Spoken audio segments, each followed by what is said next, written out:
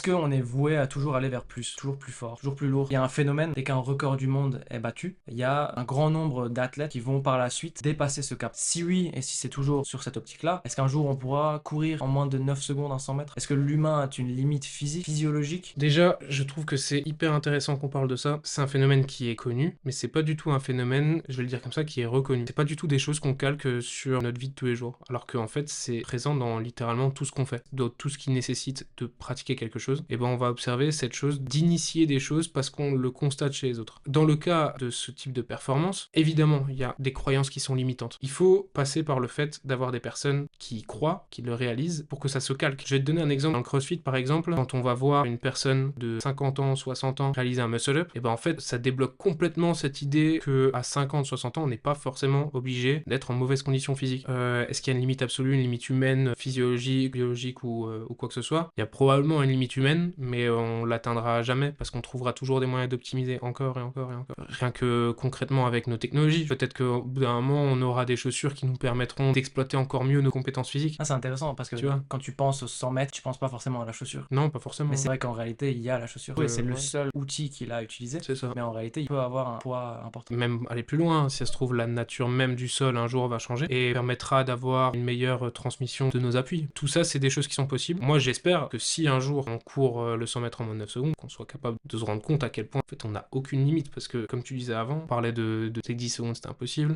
Si un jour on passe 9 secondes, est-ce qu'on va à nouveau se dire ah non, mais 8 secondes, ce serait impossible? Oui, du coup, Tu vois, et quand est-ce ainsi que de ça suite. s'arrête Moi, au final? j'espère en tout cas que ça arrivera. J'espère être en vie le jour où il y en Ah a oui, moi un aussi. qui, en compétition officielle, fait Vraiment, moins de moi 9 aussi. secondes, ce serait Lunaire.